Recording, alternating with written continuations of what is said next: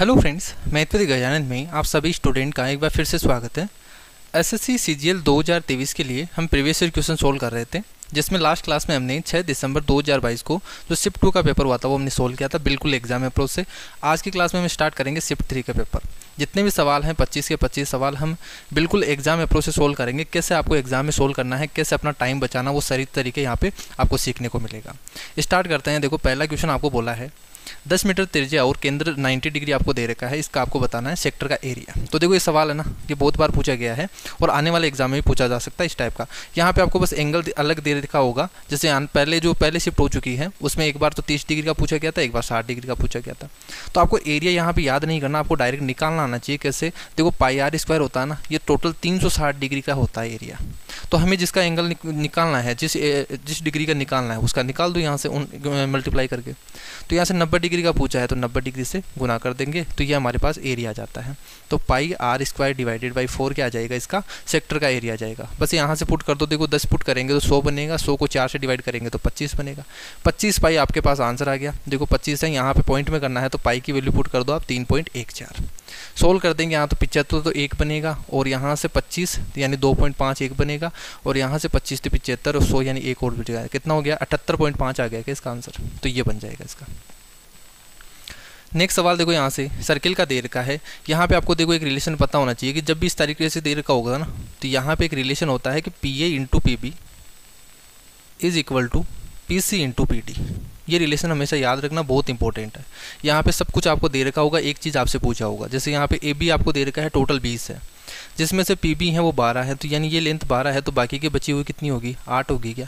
यहाँ से P C आपको दे रखा है 8 है, तो आपसे पूछा है पी डी का मान। तो यहाँ से P A into P B लगा दोगे तो 8 into 12 is equal to P C आपको दे रखा है 8 और आपसे पी डी की वैल्यू आपसे पूछी है। तो 8 से 8 चला गया तो कितना आ जाएगा इसका आंसर? 12 सेंटीमीटर। नेक्स्ट सवाल देखो, यहाँ से प्रॉफिट एंड लॉस का है कि 3000 रुपये मार्क प्राइस है, उस पर 15% और 15% की 2 क्रमागत डिस्काउंट दिए जाते हैं और 250 रुपये उस पर परिवहन का खर्चा लगता है। आपको बताना है कि अगर 20% प्रॉफिट पे बेचता है उसका सेलिंग प्राइस कितना होगा। यानी इस तरीके से है कि 3000 रुपये उसका मार्क प्राइस है, उस पर 2 डिस्काउंट मिलते हैं 15% के। तो देखो 15% की फ्रैक्शन कितनी हो गई? 3/20 हो गई क्या? यानी 20 रुपये की चीज़ है, उस पर 3 रुपये का डिस्काउंट मिलेगा तो वो बेचेगा कितने में? यानी वो खरीदेगा कितने में? 17 रुपये में। ठीक है, यानी वो डीलर खरीद रहा है ना, डीलर से खरीद रहा है, तो 20 रुपये की चीज़ को 17 रुपये में खरीदेगा। फिर से उस पर 15% का डिस्काउंट मिलता है तो 20 रुपये की चीज़ को 17 रुपये में खरीदेगा। अब उसने उसके लिए कॉस्ट प्राइस ये बन गया। अब उस पर कितना लग रहा है चार्ज? 250 रुपये उसका ट्रेवल पे लग रहा है। ठीक है, ट्रांसपोर्टेशन पे लग रहा है। तो इतना रुपये उसका क्या हो गया? कॉस्ट प्राइस हो गया उस दुकानदार के लिए। अब वो उसको 20% प्रॉफिट पे बेचना चाहता है। 20% का मतलब 1/5, यानी यहाँ से 5 रुपये की चीज़ को है वो 6 रुपये में बेचना चाहता है, तो यही तो क्या हो जाएगा इसका? सेलिंग प्राइस हो जाएगा क्या? तो बस इसको सोल्व करना है, एक लाइन में हो गया आपके पास। अब इस कैलकुलेशन को सोल्व कर लो, आपके पास आंसर आ जाएगा। जैसे यहाँ से सोल्व करेंगे तो देखो 2 जीरो है, तो यहाँ से 2 जीरो चला गया और यहाँ से 2 से काटेंगे तो 15। सोल्व कर दीजिए, 17 इंटू 17 है 289 होगा, तो 15 इंटू 289 कर दो। देखो 15 नाम 135, यहाँ से 13, 15 इंटू 120, 130 और 133, यहाँ पे 13 चला जाएगा। यहाँ से 15 दूना 30 और 40 43। यहाँ डिवाइडेड बाई 2 होगा, तो यहाँ से मैं पूरा एलसीएम लेके सोल्व कर देता हूँ, तो ये क्या बन जाएगा? 500 बन जाएगा क्या? डिवाइडेड बाई 2 बनेगा, इज इक्वल टू यहाँ से हो जाएगा 6/5। सोल्व कर देंगे तो कितना आ जाएगा? 4835 डिवाइडेड बाई 2 इंटू 6/5। 2 से काट देंगे तो 3, 5 से काट दीजिए, यहाँ से 5 नाम 45, 3 बचेगा, 5 × 30 और 5 7 35। तो 7 या 21 यूनिट डिजिट कितना आ रहा है? 1 आ रहा है। एक ही ऑप्शन है जिसका यूनिट डिजिट क्या है? 1 है। तो आगे किस लिए सोल्व करेंगे आप? यहाँ तक आंसर आ गया, यूनिट डिजिट 1 है, तो ये हो गया इसका आंसर। ठीक है, आगे भी सोल्व कर सकते हो, आपके पास आंसर आ जाएगा। नेक्स्ट सवाल देखो, यहाँ से रेस के सवाल। अभी जो 2020 में पेपर हुआ है उसमें रेस के सवाल बहुत ही अच्छे सवाल पूछे गए हैं और आने वाले एग्जाम में भी पूछे जा सकते हैं, क्योंकि पिछले 2022 से जैसे 2022 में एग्जाम हुए उसमें पूछे गए हैं। 2022 से पहले इतने सवाल नहीं पूछे गए थे रेस से। ठीक है, मेंस में ही पूछे जाते थे, तो यहाँ पे इस बार रेस से पूछे गए हैं, प्री में भी सवाल, तो आने वाले एग्जाम में भी इससे सवाल पूछे जा सकते हैं और अच्छे लेवल के क्वेश्चन इसमें पूछे जाते हैं। पूछा क्या है? देखो, यहाँ से 1000 मीटर की एक दौड़ है जिसमें ए है वो बी को 50 मीटर से हराते हैं, या हम बोल सकते हैं कि 5 सेकंड से हराता है। आपसे बोला है कि दोनों की जो स्पीड है उनमें डिफरेंस बताना है। तो इस तरीके से समझो देखो इस क्वेश्चन को, कि आपके पास 1000 मीटर की दौड़ है, जो ए है और ये बी है, दोनों दौड़ते हैं यहाँ से। अब बोला है वो 50 मीटर से हराता है, 50 मीटर से हराता है, इसका मतलब क्या है कि ए है वो यहाँ से टोटल 1000 मीटर दौड़ेगा, तो बी कितना दौड़ेगा, 950 मीटर ही दौड़ेगा, 50 मीटर कम दौड़ पाएगा और ये 50 मीटर से हार जाएगा। इसी को हम क्या बोल सकते हैं कि 5 सेकंड से हारता है। इसका मतलब क्या हुआ कि जहाँ से देखो ए है ना, ये ए टोटल यहाँ पे पहुँच जाता है टी टाइम में, ये टाइम देखो यहाँ पे टी टाइम में पहुँचेगा, और जो बी है वो उसी टाइम में यहाँ पे पहुँचेगा टी टाइम में। क्लियर है। अब वो 5 सेकंड से हारा है, 5 सेकंड का मतलब उसे 5 सेकंड और ज़्यादा लगेंगे, यहाँ पे 5 सेकंड लगेंगे, एक्स्ट्रा लगेंगे 5 सेकंड। तो यही तो दे दिया, देखो 50 मीटर की डिस्टेंस को 5 सेकंड में ट्रेवल करेगा, तो बी की स्पीड कितनी आ गई यहाँ से 50/5, 10 मीटर पर सेकंड आ गई क्या इसकी स्पीड। इस 50 मीटर को उसे एक्स्ट्रा जोड़ना पड़ेगा यहाँ से 5 सेकंड में, तो यही तो इसकी स्पीड होगी। तो बी की स्पीड कितनी हो गई 10 मीटर पर सेकंड। अब एक ही निकालनी है तो कैसे निकालेंगे, देखो ये भी टाइम सेम है, ये भी टाइम सेम है, तो यहाँ से टाइम निकालो। देखो ए है जो बी है वो 950 मीटर डिस्टेंस ट्रेवल कर रहा है, कितने टाइम में, टी टाइम में। तो 950 मीटर डिस्टेंस को ट्रेवल करने में बी को कितना टाइम लगेगा इस स्पीड से 10 मीटर पर सेकंड, 95 सेकंड लगेगा उसका टाइम, तो उसको 95 सेकंड टाइम लगेगा। टी आ गया आपके पास। इतना ही टाइम ए को यहाँ पे टोटल डिस्टेंस ट्रेवल करने में लगेगा, तो वहीं उसकी स्पीड हो जाएगी। तो वो टोटल डिस्टेंस कितनी ट्रेवल करता है, वो ए है वो उतने टाइम में 1000 मीटर डिस्टेंस ट्रेवल करेगा। तो 1000 मीटर डिस्टेंस ट्रेवल करेगा कितने सेकंड में, 95 सेकंड में। तो ये क्या हो गई उसकी एक की स्पीड हो गई। डिफरेंस पूछा है आपसे, तो यहाँ से सोल्व कर दो, 1000/95 माइनस 10, तो यहाँ से कितना बन जाएगा, एलसीएम लेंगे तो 950, तो यानी 50/95 हो गया क्या। 50/95 को क्या लिख सकते हैं यहाँ से 10/19 लिख सकते हैं क्या, तो ये हो जाएगा इसका आंसर। क्लियर है, ये कंसेप्ट आपको पता होना चाहिए। नेक्स्ट सवाल देखो यहाँ से, what is the ratio of cost price of A1 to the selling price of A4, यानी रेशियो पूछा है। देखो A1 की कॉस्ट प्राइस और A4 की सेलिंग प्राइस, तो यहाँ पे रेशियो निकालेंगे तो 0 से 0, 5 से कर देंगे, 7:11 आ गया क्या इसका आंसर। नेक्स्ट सवाल देखो, ये तो देखो इजी सवाल है। 28 वस्तुओं का सेलिंग प्राइस है, तो इसको डायरेक्ट लिखो, जैसे बोल रखा है ना वैसे के वैसे लिखो। 28 वस्तुओं का सेलिंग प्राइस है, वो 17 वस्तुओं के कॉस्ट प्राइस के बराबर है। तो यहाँ से रेशियो निकाल देंगे, तो देखो क्रॉस कर दो, ये 17 है, ये तो इधर चला गया, और ये 28 है, ये नीचे आ गया। ठीक है, इस तरीके से। तो ये हो गया कॉस्ट प्राइस 28 हो गया, और यहाँ पे सेलिंग प्राइस कितना हो गया 17 रुपये हो गया, यानी उसको लॉस हो रहा है। कितने रुपए का लॉस हो रहा है यहाँ पे, यानी 17 रुपये की चीज़ को, 28 रुपये की चीज़ को वो 17 रुपये में बेच रहा है, तो कितना लॉस हो गया उसको, 8 और 3 11 रुपये का लॉस हो गया क्या। कितने रुपये पर, 28 रुपये पर, हमेशा कॉस्ट प्राइस पे, इंटू 100 कर देंगे। 4 से डिवाइड कर दो, 4 7 28 और 25, तो 275 डिवाइडेड बाई 7 आ गया क्या। तो आंसर कितना आ जाएगा, 7 चौके 28, यानी 7 या 21 आएगा। 6 बचेगा, 7 8 56 और 7 9 63, 39 पॉइंट समथिंग आने वाला है, लेकिन 2 ऑप्शन है, चेक करना पड़ेगा। तो 65 2/7 आ गया क्या इसका आंसर। 39 सही 2/7% का क्या होगा, लॉस होगा, ना कि प्रॉफिट। नेक्स्ट सवाल देखो यहाँ से, परसेंटेज का सवाल है कि पेट्रोल की कीमत है वो 28% इंक्रीज होती है, अगर उसकी खपत को, ठीक है, उसके कंजप्शन को कितने प्रतिशत कमी कर डिक्रीज किया जाना चाहिए, ताकि टोटल जो एक्सपेंडिचर है वो उतना ही रहे। तो जब भी इस टाइप का सवाल आए ना, डायरेक्ट आपको कुछ ही नहीं करना। देखो कितना परसेंट इंक्रीज हुआ, 28%। 28% की फ्रैक्शन देख लो, तो 7/25 हो गई क्या। तो डायरेक्ट आपको करना है, यानी 25 रुपये की चीज़ थी ना, वो बढ़ के कितनी हो गई 33 रुपये। तो उतना ही अगर आपको उसका एक्सपेंडिचर रखना है, तो उतना जितना बड़ा है ना उतना ही कम कर दो। तो 25 से 33 हुआ है, तो कितना कम हुआ यहाँ पे 7 रुपये, कितने पर 33 रुपये पर कम हो गया। तो बस इसको सोल्व करना है, इंटू 100 कर देंगे।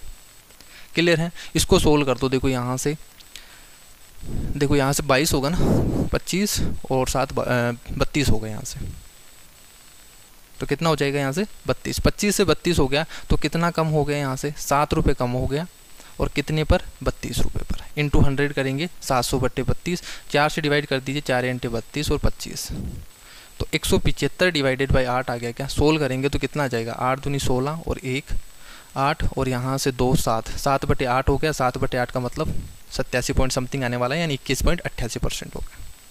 क्लियर है, ये हो गया इसका आंसर। बाकी आप डायरेक्ट भी कर सकते हो, इतना ना लिख के आप डायरेक्ट क्या करो, जैसे आपने फ्रैक्शन निकाली 7/25 है, कुछ ही नहीं करना, ये 7 का 7 तो ऊपर रखना है, और डिवाइडेड बाई इनको जोड़ दो, 7 और 5 32, इंटू 100 कर दो, बस ये इसका आंसर हो जाएगा। इसको सोल्व कर लेना, कितना आ जाएगा 21.88%। तो इस तरीके से आप एग्जाम में कर सकते हो। ये मैंने आपको यहाँ पे समझाने का तरीका बता दिया, ये आपका एग्जाम का तरीका हो गया।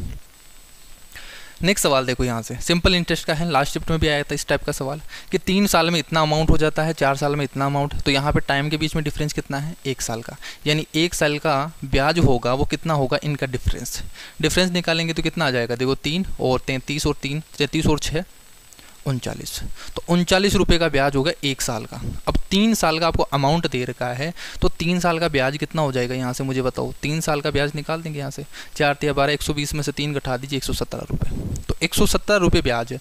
टोटल अमाउंट आपको दे रखा है 3 साल का 767 रुपये हैं, और उसमें ब्याज कितना है 117 रुपये। तो मुझे बताइए प्रिंसिपल इतना ही तो होगा। यहाँ से सोल्व करेंगे तो कितना आ जाएगा, 650 रुपये उसका प्रिंसिपल हो गया क्या। यही आपसे पूछा है, इस रेट का कोई लेना देना नहीं है, आपको डायरेक्ट करना है। अगर आप बेसिक से करते तब आपको ज़रूरत पड़ती, लेकिन आपको डायरेक्ट करना है।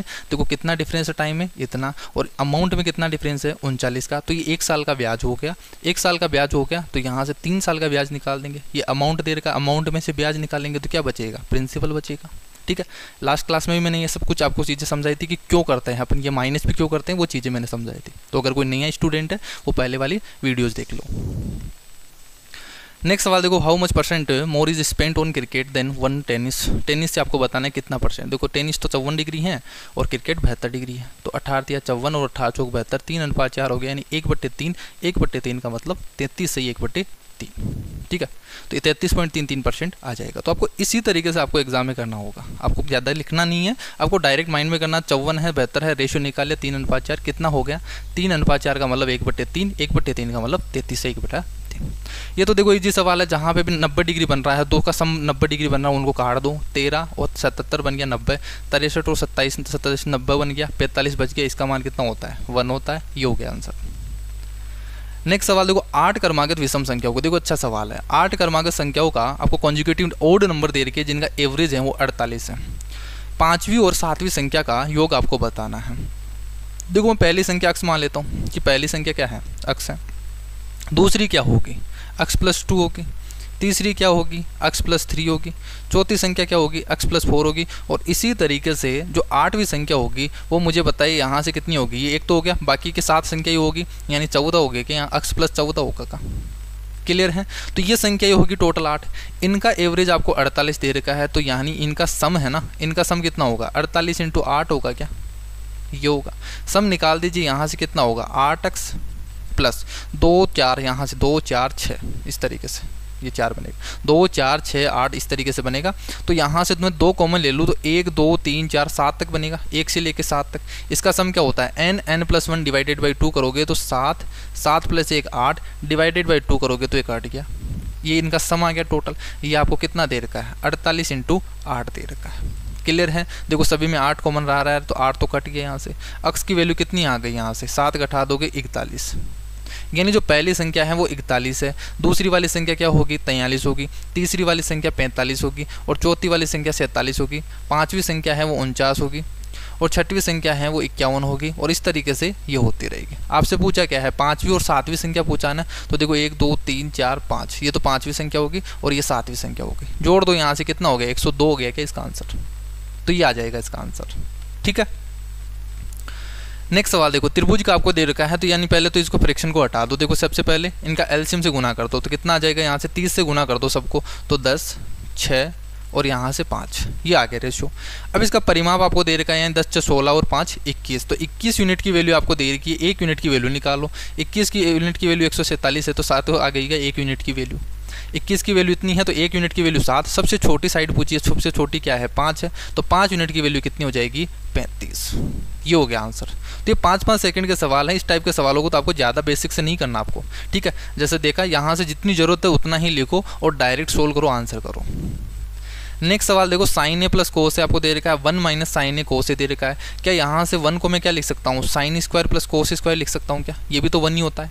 अब ये फॉर्मूला बन गया, क्या बन गया, देखो a + b a² + b² - ab, ये बन गया क्या, ये किसका फॉर्मूला होता है, a³ + b³ का फॉर्मूला होता है क्या। तो मुझे बताइए, ये सारा का सारा बन गया, तो a³ + b³ क्या होगा, a क्या है sin a, b क्या है cos a, a³ + b³, ये आंसर हो गया। तो ये हो गया इसका आंसर। तो इसको तो देखते ही आंसर आ गया ना, इसमें तो ज़्यादा टाइम लगाने की क्या जरूरत है, ये तो 2 से 3 सेकंड का सवाल, अगर आपको ये चीज़ पता है तो। नेक्स्ट सवाल देखो, यहाँ से एक वर्ताकार आपको पद दे रखा है जिसके आउटर और इनर सर्कमफेरेंस आपको दे रखी है कि 5:4 में है, और इफ़ पाथ इज 50 मीटर आपको चौड़ा दे रखा है, what is the radius of the inner circle, ये आपसे बोला है। देखो बाहरी त्रिज्या की तो इस तरीके से है कि एक सर्किल है, ये अंदर और ये बाहर, ये आपको चौड़ाई दे रखी है 50 मीटर है, ठीक है। और ये मान लेता हूँ मैं रेडियस आर है, तो बाहर वाली रेडियस क्या हो गया, आर प्लस 50 होगी। अब इनका रेशियो तो दे रखा है कि 2 पाई आर होगी, पेरीमीटर का दे रखा है, ठीक है। यहाँ से सर्कमफ्रेंस दे रखा है, तो 2 पाई ये तो होगी स्मॉल की, और डिवाइडेड बाई 2 पाई ये कैपिटल यानी बाहर वाले की, आर प्लस 50। इनका रेशियो कितना दे रखा है, 5:4 दे रखा है क्या। सोल्व कर देंगे, 2 पाई से 2 पाई चला गया, क्रॉस मल्टीप्लाई कर दो, 4r = 5r प्लस 250। यहाँ पे उल्टा कर दिया क्या हमने, रेशियो उल्टा लिख दिया हमने। यहाँ पे स्मॉल की है और ये कैपिटल की है, तो यहाँ पे तो हमें कैपिटल और स्मॉल की दे रखा था ना, तो ये 4/5 है, ठीक है। तो क्या हो जाएगा यहाँ से 5r = 4r प्लस 200 हो गया क्या। तो r की वैल्यू कितनी आ गई यहाँ से, 200 मीटर आ गई क्या। तो बस आपको इतना ही लिखना था, ये कुछ नहीं बनाना, ठीक है। ये रेशियो दे रखा था, ये सोल्व कर लिया हमने। नेक्स्ट सवाल देखो, यहाँ से 2a + 3b आपको दे रखा है 10 है, ab की वैल्यू 3 है, तो फाइंड द वैल्यू ऑफ ए। तो यहाँ से स्क्वायर में दे रखा है, तो इसका स्क्वायर कर दो दोनों तरफ। तो मैं दोनों तरफ स्क्वायर करूँगा तो क्या बनेगा, 4a² plus 9b² plus 2ab करेंगे तो 3 दूनी 6, 6 दूनी 12, ab आएगा, ab की वैल्यू आपको 3 दे रखी है, इज इक्वल टू 100। तो ये वैल्यू तो पूछा है आपसे, तो 12×36, 100 में से 36 घटाएंगे तो कितना आ जाएगा, 64 आ जाएगा, ये आंसर हो गया। What is the average number of student who opted for other than static subject in school A और D? A और D में सांख्यिकी विषय के अलावा अन्य विकल्प चुनने वाले छात्रों का एवरेज आपको बताना है।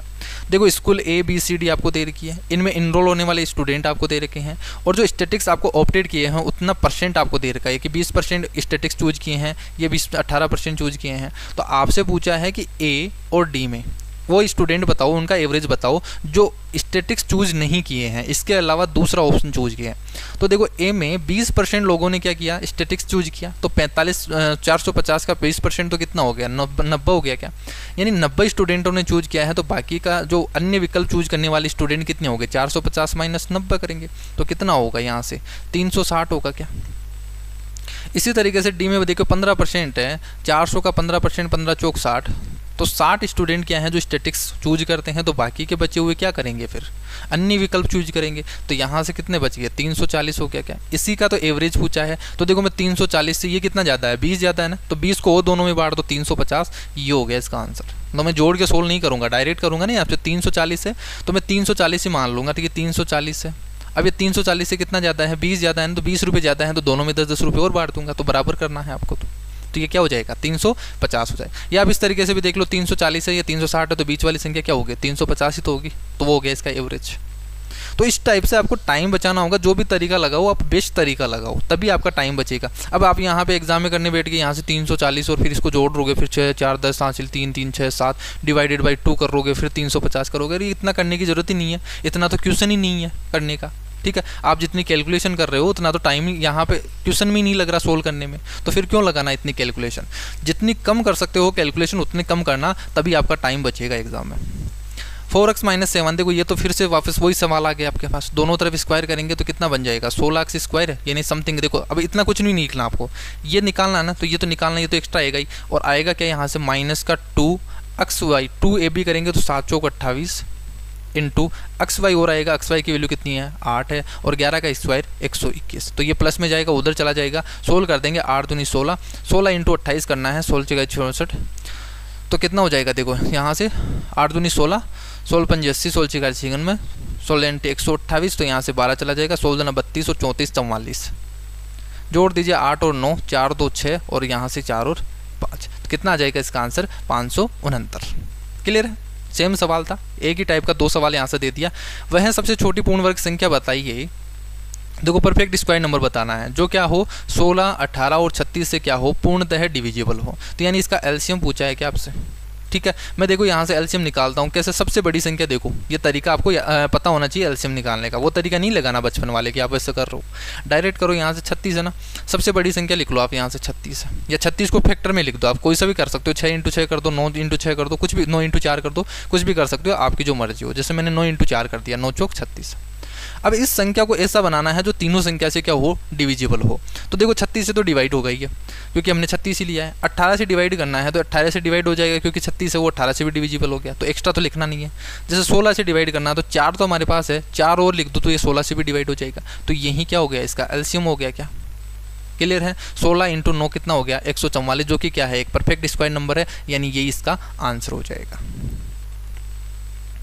इफ साइन थीटा आपको दे रखा है और 3 cos theta minus 4 cos cube theta, मैंने बताया था लास्ट शिफ्ट में बताया था, इनका फॉर्मूला बताया था कि 4 को यहाँ से साइन 3 थीटा और 4 cos साइन 3 थीटा और cos 3 थीटा का फॉर्मूला मैंने बताया। साइन 3 थीटा का फॉर्मूला क्या होता है, 3 sin theta minus 4 sin cube theta, और cos 3 थीटा का फॉर्मूला क्या होता है, 4 cos cube theta minus 3 cos theta. तो यहाँ पे तो उल्टा दे रखा है, तो क्या बनेगा यहाँ से माइनस का, इसको मैं क्या लिख सकता हूँ, माइनस का cos 3 थीटा, ये लिख सकता हूँ। अब थीटा की वैल्यू निकालेंगे तो कैसे, देखो साइन थीटा 1/2 है, यानी थीटा की वैल्यू कितनी होगी, 30 डिग्री होगा। क्या 30 डिग्री का मान तो 1/2 होता है, तो थीटा की वैल्यू 30 है तो 3 थीटा की वैल्यू कितनी होगी, 90 होगी। cos 90 का मान कितना होता है, 0 होता है। ये हो गया आंसर। तो यहाँ पे फिर वो पुट करके नहीं करना, यहाँ कि आप साइन थीटा की वैल्यू 1/2 दे रखा है, फिर यहाँ से 2 का स्क्वायर 4 - 1 यानी √3 करोगे, फिर यहाँ पे पुट करोगे cos की वैल्यू, वो तरीका नहीं लगाना। डायरेक्ट आपको फॉर्मूला दे रखा है cos 3 थीटा का है, थीटा यहाँ से आपको दे रखा है, निकाल लेंगे।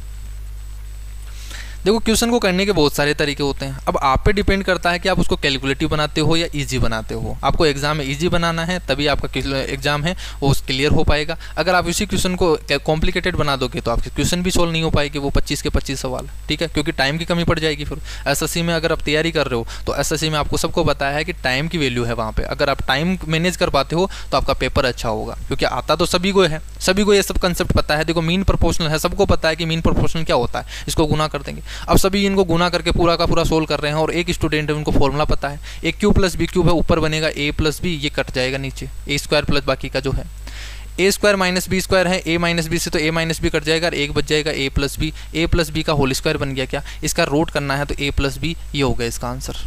तो बिना कुछ करिए यहाँ पे आंसर आ रहा है। ये चीज़ तो आप माइंड में भी कर सकते हो, यहाँ तो मुझे समझाना होता है इसलिए मैं इतना कुछ लिख रहा हूँ। मैं तो लिखूंगा ही नहीं एग्जाम में, डायरेक्ट करूँगा, यहाँ से a + b बनेगा और फिर से यहाँ से a + b बनेगा तो a + b का होल स्क्वायर बनेगा, तो रूट करेंगे तो a + b आएगा।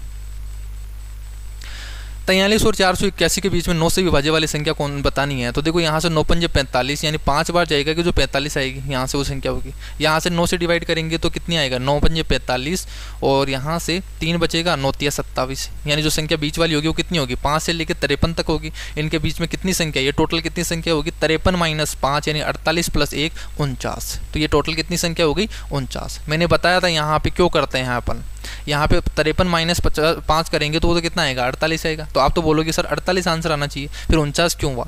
अगर आपने सीरीज पढ़ा होगा तो ये a + d इस तरीके से, वो अर्थमेटिक सीरीज आपने पढ़ा होगा, तो उसमें tn निकालने का फॉर्मूला होता है a + n - 1 × d, यही तो होता है।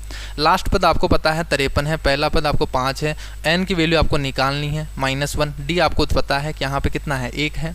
तो सोल्व करेंगे 53 - 5, यहाँ से 48, और ये 1 है, ये प्लस होगा। ये तो हो गया वो सीरीज वाला तरीका। और एक क्यों ऐड करते हैं वो एक दूसरा तरीका और बता देता हूँ। जैसे हम 1 2 3 4 5 ये संख्या है, तो 5 में से यहाँ से काउंट करें तो कितनी संख्या है, ये 5 है ना। तो अगर हम डिफरेंस करेंगे 5 - 1 करेंगे तो यहाँ पे तो 4 आ रहा है, ये इनका डिफरेंस आ रहा है। इसमें एक संख्या वो काउंट है, ये एक संख्या काउंट नहीं है, ठीक है, इंक्लूड नहीं है। तो हमें क्या करना है कि इस एक संख्या को भी इंक्लूड करना है, यहाँ पे तो सभी इंक्लूड होगी, तो एक और एक्स्ट्रा जोड़ना पड़ता है, इसलिए हम यहाँ पे एक जोड़ते हैं। क्लियर है। जब भी आप यहाँ पे अगर बीच में संख्या निकालनी हो, इनकी टोटल निकालनी हो, तो +1 जरूर करना। क्लियर है। कई स्टूडेंट है इसमें गलती कर देते हैं। ए और बी हैं वो 10 और 16 दिनों में कंप्लीट कर सकते हैं। देखो एक काम को है, टाइम एंड वर्क के सवाल देखो बहुत ईजी सवाल आते हैं, इनमें कुछ ही नहीं करना, आपको टोटल वर्क मानना होता है। 16 × 5 = 80, ये हो गया इनका एलसीएम, ये हो गया देखो इसकी एफिशिएंसी। तो ये इनकी एफिशिएंसी यानी एक दिन में कितना काम करेंगे। अब बोला है कि वो एक एक दिन एकांतर रूप से अल्टरनेटिव तरीके से काम करते हैं। पहले एक दिन ए काम करेगा, फिर बी काम करेगा, फिर एक दिन ए काम करेगा, फिर बी काम करेगा। तो मुझे बताइए कि वो 2 दिन में पहले ए काम करेगा, फिर बी काम करेगा, तो 8 और 5 13 यूनिट का काम करेंगे क्या। फिर से ये क्रम चलता ही जाएगा, फिर 2 दिन काम करेंगे, 13 यूनिट का काम करेंगे, फिर 13 यूनिट का काम करेंगे, तो ये प्रोसेस चलती जाएगी इस तरीके से। तो हमें क्या करना है, देखो यहाँ पे 80 के पास चलना है कि 80 यूनिट का काम करवाना है। तो यहाँ से इनके पास चलेंगे तो 13 × 78, दोनों तरफ 6 से गुना कर दो, तो यहाँ से 12 दिनों में कितना काम हो जाएगा, इस प्रोसेस से 78 यूनिट का काम हो जाएगा। अब बाकी का बचा हुआ काम कौन करेगा, नेक्स्ट डे ए आएगा फिर। तो ए है वो एक दिन में 8 यूनिट का काम कर रहा है, एक दिन में 8 यूनिट का काम कर रहा है। हमें तो कितना यूनिट बचा है हमारे पास, तो 2 यूनिट का काम ही करवाना है। तो एक दिन में 8 यूनिट का काम कर रहा है, तो 1 यूनिट का काम करने में उसको कितना टाइम लगेगा, 1/8। 2 यूनिट का काम करने में कितना टाइम लगेगा, 2/8 यानी 1/4 टाइम और लगेगा, जिसमें ये 2 यूनिट और काम कर देगा, यानी 80 यूनिट काम हो जाएगा कितने टाइम में, 12 से ही 1/4 दिन में। तो इस टाइप से आपको करना है। और ये अल्टरनेटिव का सवाल है ना, ये एक सा कंसेप्ट है जो टाइम एंड वर्क में थोड़ा सा अच्छा है, ठीक है, इसमें अच्छे लेवल के जो क्वेश्चन बनते हैं, ठीक है। बाकी जितने भी सवाल हैं वो इससे भी बहुत ईजी आते हैं। ये एक ही सवाल है, बस इसके सवाल को देख लो। ये अगर कुछ एडवांस क्वेश्चन आएगा ना टाइम एंड वर्क का कि अच्छा सवाल पूछा जाएगा, तो इसे अल्टरनेटिव से ही पूछा जाएगा। अब देखो ये सवाल है, ये दिखने में बहुत ज़्यादा आपको कैलकुलेटिव लग रहा है कि क्या कैसे करें इस क्वेश्चन को, क्या करना है, कुछ पता नहीं चल रहा है, ठीक है। इतना थोड़ी मल्टीप्लाई करना है आपको। देखो यहाँ पे अगर आप क्वेश्चन को देखोगे तो k - 1/k फिर k² + 1/k² बन गया, फिर 4 बन गया, फिर 8 बन गया, फिर 16 बन गया, 32 बन गया, यानी इस पर कुछ सीरीज चलेगी। अब यहाँ पे k - 1/k है, मैं अगर यहाँ पे k + 1/k से ऊपर और नीचे गुना कर दूँ तो मुझे बताइए a + b और a - b यानी a² - b² का फॉर्मूला बनेगा क्या। तो k + 1/k k - 1/k क्या बन जाएगा, k² - 1/k²। तो k² - 1/k² बनेगा और यहाँ पे प्लस है तो फिर से प्लस माइनस हो गया, तो k⁴ - 1/k⁴ बनेगा। यहाँ पे k⁴ - 8 - 1/k⁴ बनेगा। जब इससे गुना करेंगे तो k⁴ - 16 - k⁴ बनेगा। इससे गुना करेंगे तो k⁴ - 32 - 1/k⁴ बनेगा। फिर इसको गुना करेंगे तो k⁴ 64 इसका डबल -1/k⁴ बनेगा क्या। तो ये तो ऊपर का 16 गया, नीचे हमारे पास क्या है k + 1/k। तो ये हो गया आपके पास ये आंसर। ये मेंस में भी पूछा गया सवाल है। अभी CGL 2022 का पेपर हुआ था ना, उसमें मेंस में भी ये सवाल पूछा गया था। मैंने सोल्व करवाया था जो पेपर, तो उसी शिफ्ट में ये आया था, ठीक है। तो शायद दूसरी शिफ्ट में आया था ये, तो दूसरे दिन पेपर था ना, उसमें से ये सवाल पूछा गया था। सेम सवाल पूछा गया था कि इसको कैसे सोल्व करेंगे, वही सवाल आपको प्री में पूछा गया। तो ये बहुत सारे सवाल ऐसे होंगे जो रिपीट होंगे डायरेक्ट, ठीक है। मैंने कई सवाल ऐसे भी देखे हैं जो 2011 में है, वो अभी 2019-20 में पूछे गए थे वो सवाल एग्जैक्ट, जिसका ऑप्शन भी चेंज नहीं है, एग्जैक्ट सवाल पूछे गए हैं। तो इसीलिए मैं हमेशा बोलता हूँ कि 2010 से लेके अब अभी तक के जितने भी सवाल है ना प्रीवियस ईयर के, वो तो आपको लगाना ही लगाना है। और एक बार 2 बार नहीं, आपको 3 से 4 बार लगाना है आपको उनको, क्योंकि एक बार आपके रट जाने चाहिए वो कंसेप्ट, वो टाइप सारे के सारे, उनमें सारे के सारे टाइप का आपके क्लियर हो जाएंगे जो बार बार पूछे जा रहे हैं, ठीक है। तो उन सवालों को तो आपको करना ही करना है। अगर किसी स्टूडेंट के पास ये नहीं है क्वेश्चन, तो मेरा टेलीग्राम चैनल ज्वाइन कर लीजिए, वहाँ पे आपको सारे के सारे सवाल मिल जाएंगे। बाकी मैं टाइप भी करवा रहा हूँ इन क्वेश्चंस को 2010 से लेकर 2000 अभी तक के, साथ में उनके सॉल्यूशन भी मैं प्रोवाइड कर दूंगा वहाँ पे। तो उनको ज्वाइन कर लीजिए टेलीग्राम चैनल को, जल्दी ही वहाँ पर आपको मिल जाएगा वहाँ पर। नेक्स्ट सवाल देखो यहाँ से, 2016 से शुरू किए गए स्टार्टअप्स में से कितने प्रतिशत हैं वो भ्रमण क्षेत्र में शुरू हुए हैं। यानी आपको बताना है कि out of all the startups that started since 2016 में, तो 2016 में ये हुए हैं। इनमें से आपको परसेंटेज बताना है जिनका ट्रेवल सेक्टर में परसेंटेज बताना है कि। अब देखो इसी से आपको मतलब है, देखो यहाँ से पूछा है, ये तो क्या है नंबर्स ऑफ स्टार्टअप्स और ये है सक्सेसफुल स्टार्टअप्स, तो इसका तो कोई लेना देना नहीं है, ये पूछा ही नहीं हमें तो ये पूछा है कि ट्रेवल का कितना, टोटल का जो ट्रेवल है वो कितना % है। तो मुझे बताइए ट्रेवल यहाँ पे येलो वाला है, तो येलो वाले कितना है यहाँ पे 324 है क्या, 324 यहाँ से परसेंटेज पूछा है, तो टोटल निकालना होगा। तो टोटल निकाल लेंगे, देखो कितना हो जाएगा। पहले तो यहाँ से जोड़ दो 3 और 5 3 8 8 और 7 15 15 और 2 17 17 और 6 23, तो यहाँ से हो गया 230, सॉरी 2300 हो गया क्या यहाँ से। फिर ऊपर का और जोड़ दो, यहाँ से 6 और 2 8 8 और 5 13 14 और 16 16 और 5 21, तो यहाँ से कितना बन गया 2510 बन गया क्या टोटल सम। तो टोटल 2510 में से ट्रेवल का कितना है 324 है, बस यही आपको परसेंटेज में निकालना है। सोल्व कर दीजिए यहाँ से 0 से 0, तो देखो ये 250 बन गया क्या।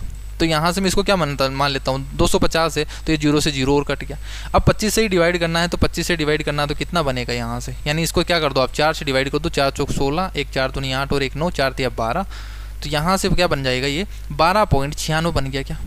तो देखो हमने क्या किया, यहाँ से 250 से थोड़ा सा कम किया ना, तो कम किया तो जो आंसर आएगा वो ज़्यादा आया है हमारे पास, तो इससे क्या होगा, कम ही होगा आंसर 12.96 से। अगर इसके पास में भी दिया होता ना तो आप यहाँ से 12.96 से थोड़ा कम वाला आंसर क्या हो जाएगा, ये हो जाएगा। देखो यहाँ से सेम दे रखा है, 12.19 दे रखा है, 12.91 दे रखा है, ये तो होगा भी नहीं वैसे भी।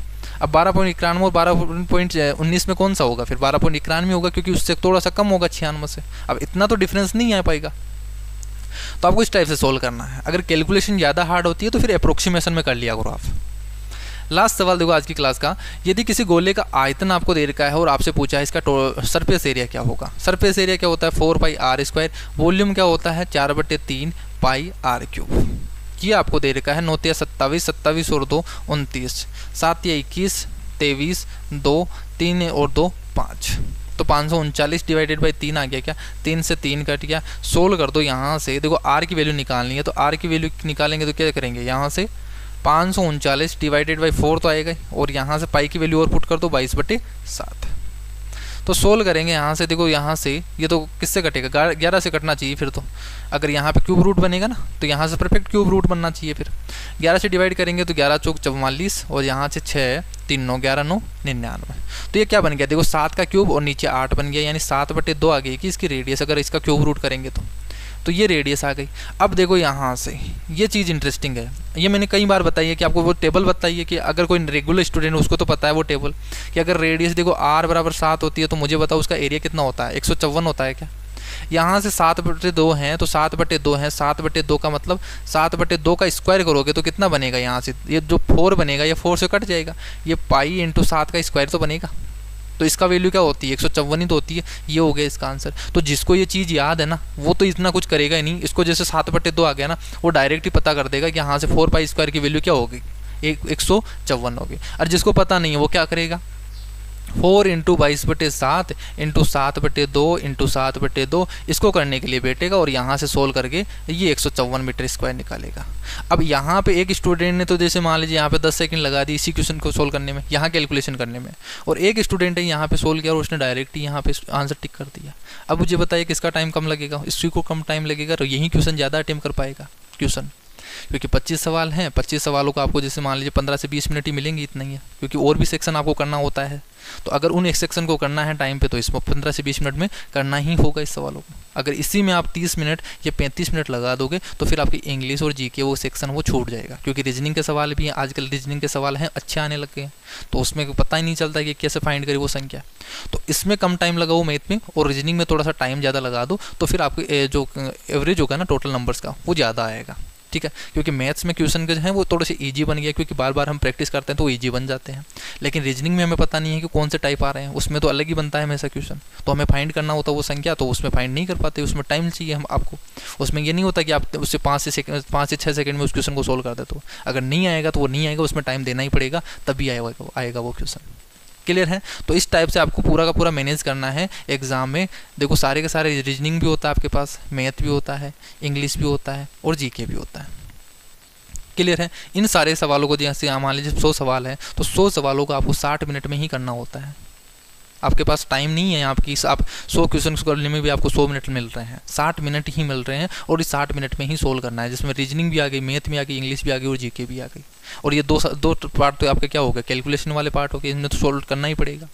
क्लियर है, तो इस टाइप से आपको क्वेश्चन को सोल्व करना पड़ेगा। मैथ में आप कम टाइम लगाओ ताकि रीजनिंग में आपको ज़्यादा टाइम मिल सके, क्योंकि रीजनिंग है आजकल थोड़ी सी हार्ड आने लग गई है, तो उसमें टाइम मिलेगा, तभी आपको क्या है एवरेज जो स्कोर होगा वो थोड़ा सा बढ़ जाएगा। क्लियर, और ये जो तरीके मैं बता रहा हूँ ना आप मॉक टेस्ट में अप्लाई किया करो, ताकि आपको पता चलेगा कि मैं जो बोल रहा हूँ ना वो पूरा का पूरा आपको रियलिटी है, और इसी तरीके से आपका एग्जाम क्लियर होगा। आपको विश्वास करना पड़ेगा, और आपको वही चीज़ आपको एक बार अप्लाई करके देखो मॉक टेस्ट में, आपके नंबर ऑटोमेटिकली इंक्रीज हो जाएंगे। जिस स्टूडेंट के जैसे मान लीजिए 90 से 100 नंबर आ रहे हैं ना, उसके 120 बन जाएंगे यहाँ से, अगर इस टाइप से करोगे आप। ठीक है, तो आज की क्लास में इतना ही, नेक्स्ट क्लास में मिलते हैं एक नई शिफ्ट के साथ, तब तक के लिए bye bye, take care, thank you.